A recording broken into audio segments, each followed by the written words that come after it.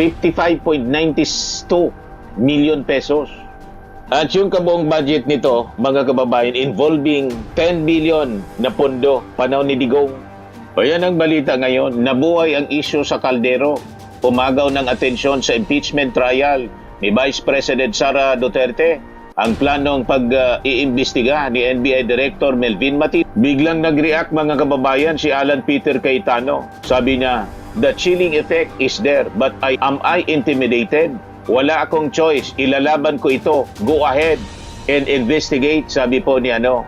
Because our other lawyer was already carted off somewhere. Nag-react agad, hindi man pinangalanan. So you wanna distract him. So ako na lang ang tatayo dito. Hindi na siya makakapag-aral. Yung ba intention? Because it is clearly the intention. The fact that he has to...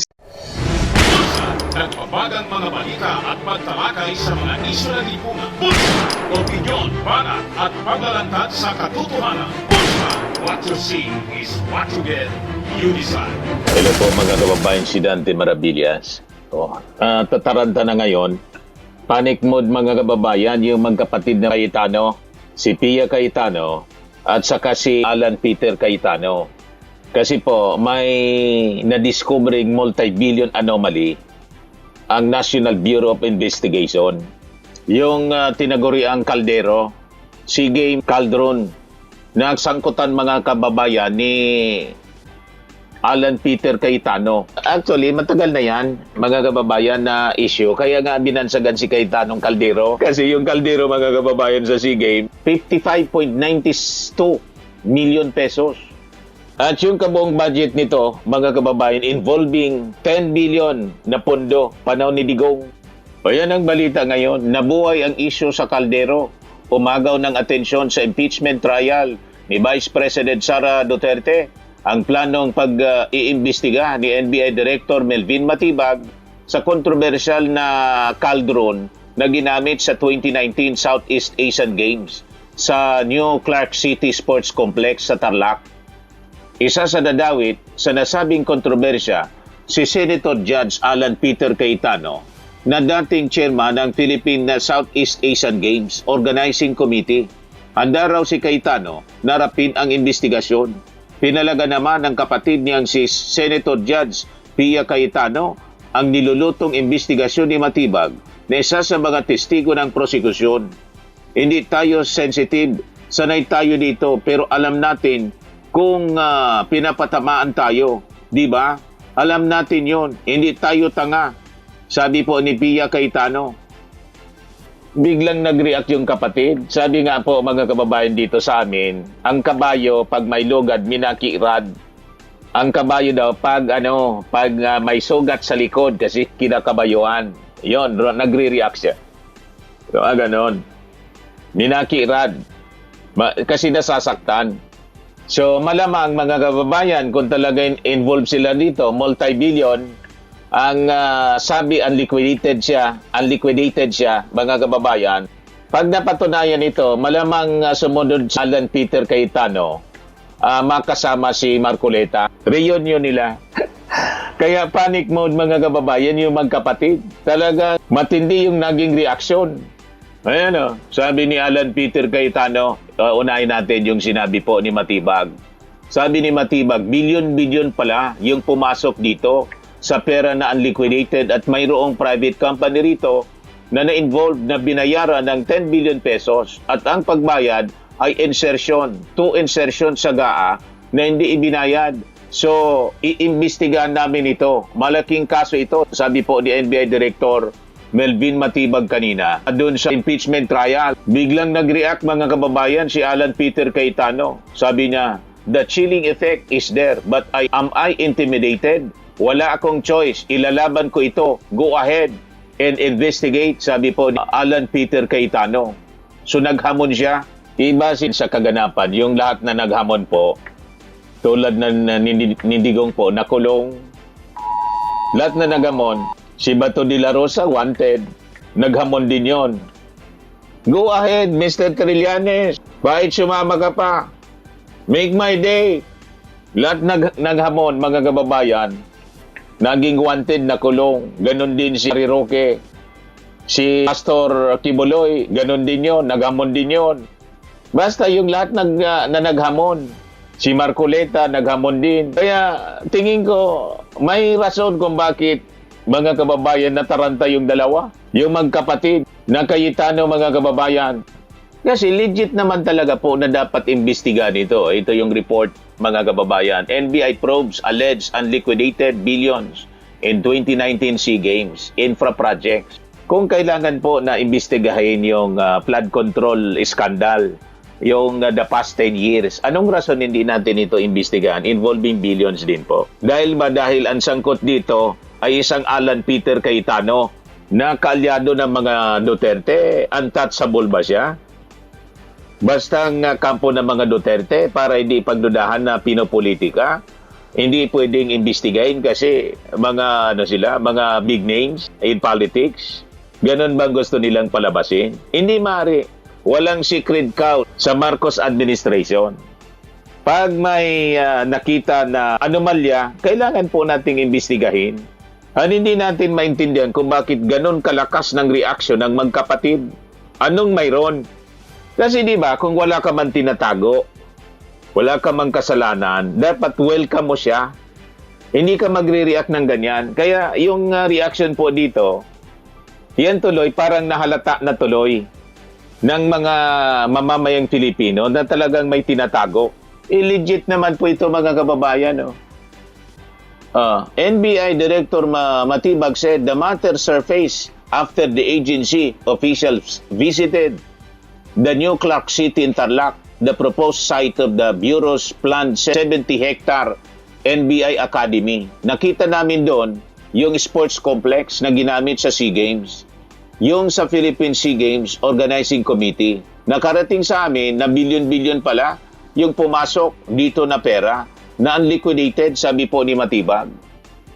The NBI chief added that investigators are looking into claims that a private contractor received about 10 billion for the project through congressional insertions in the General Appropriations Act or GAA.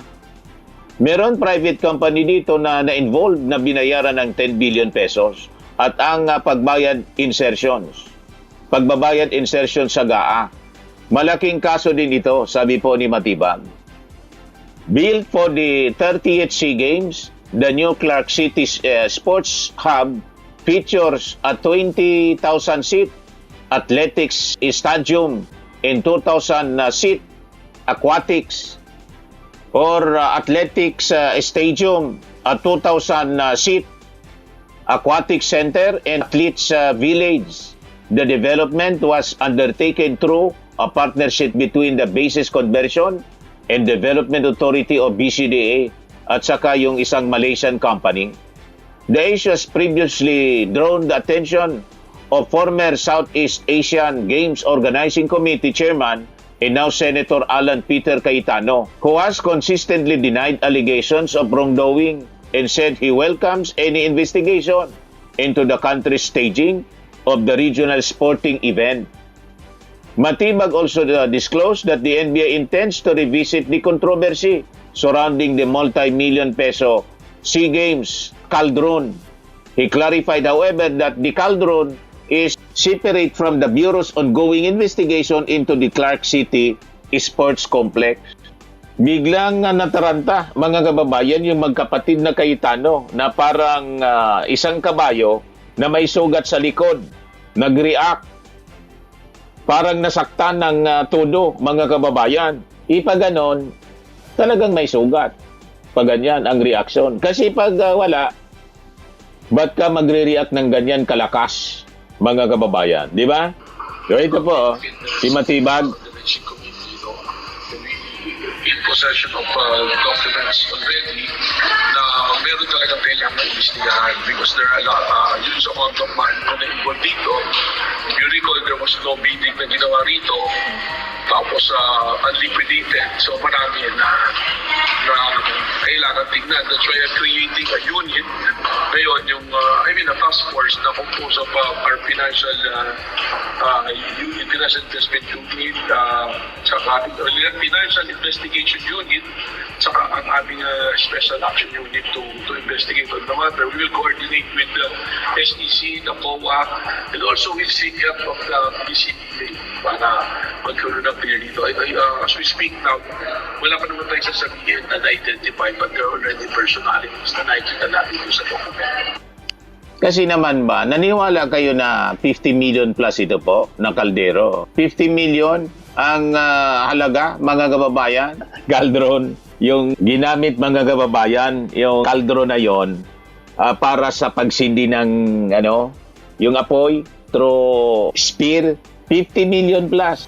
55 million. Ito ang halaga ng kaldron na dinisenyo ni National Artist Francisco Manyosa para sa hosting ng Pilipinas ng 2019 SEA Games. Binatikos ang halagang ito ni nooy Senate Minority Leader Franklin Drilon. Yung design, 4.48 million pesos. Yung foundation, 13.44 million pesos. Yung cauldron mismo, 32 million. Ito lang. 32 million ito. Risk tags, 6 million, mga kababayan. Sabi ni ex-Senate Minority Leader Frank Drilon noong November 18, 2019. 50 million kaldero niya. Do you realize that at 1 million per classroom, this can construct 50 classrooms?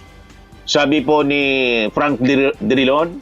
Depensa noon, mga kababayan ni Cayetano, ayon na kay Cayetano, dating speaker, na chairman ng Philippine Southeast Asian Games Organizing Committee, mas mahal pa ang kaldron na ginamit sa 2015 SEA Games sa Singapore na aabot sa 64 million.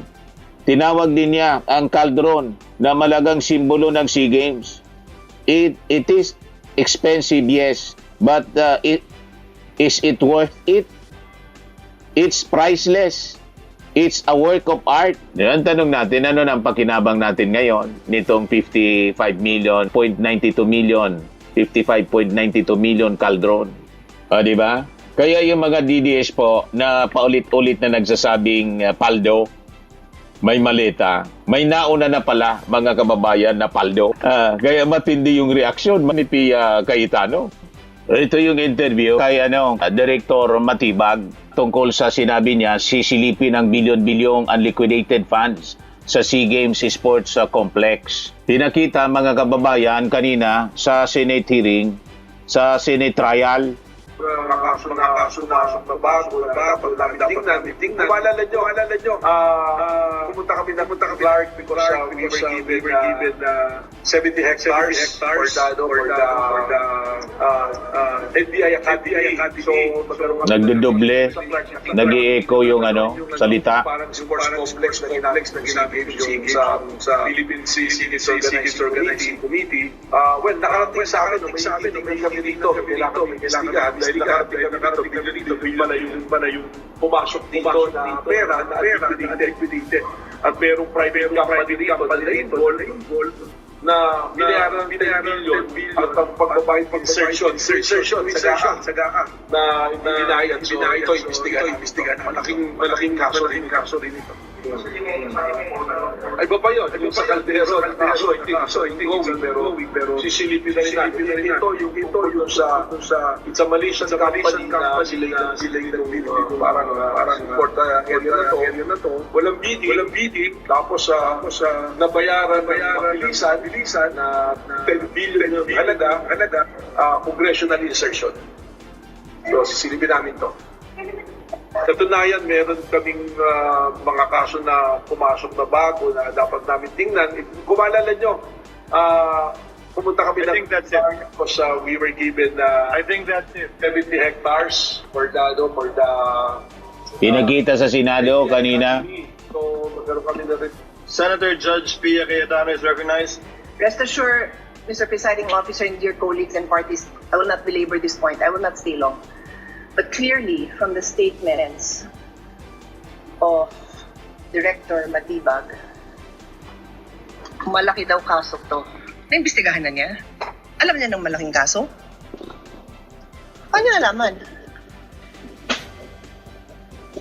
So, sa akin lang, 10 billion kasi, kaya malaking kaso. Ito naman si Pia. To distract the minority floor leader, who is one of only 2 lawyers right now, because our other lawyer was already carted off somewhere. Nag-react agad, di So, naman dalawa lang kami. So, you pinangalanan. wanna distract him. So, ako na lang ang tatayo dito. Hindi na siya makapag-aral. Yung ba intention? Because it is clearly the intention. The fact that he has to stand up, the fact that I have to stand up, the fact that Senator Robin has to stand up, he is distracting us from our job. As Senator Alan said, he could do it quietly. Go ahead. Pero anong purpose niya? Nagyayabang siya? What's the purpose? Hindi ko wala man kayong kasalanan, bakit distracted kayo? Di ba? Di pabayaan mo si Matibag na mag-imbestiga. Anyway, hindi man kayo guilty. So bakit kayo nadidistract? So anong kinakataranta ninyo? Yun ang tanong natin eh. Parang si Sara Duterte. Bakit natataranta si Sara Duterte kung hindi guilty? Yun lang naman, bakit defensive masyado? Hindi wala man pinapangalanan si Director Matibag. Ba't kayo ganyan mag-react? So yun, mga kababayan, ang katakataka dito sa naging reaction ni Pia Cayetano na ang intention daw, klarado, i-distract sila. Bakit kayo madidistract? Unang-una, bakit madidistract si Alan Peter Cayetano?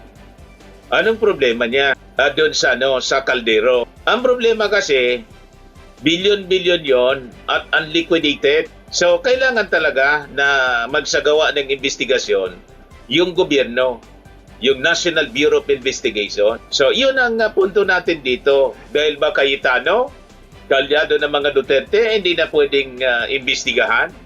Kasi ang magiging perception ng mga tao, pinopolitika sila, tinatakot sila.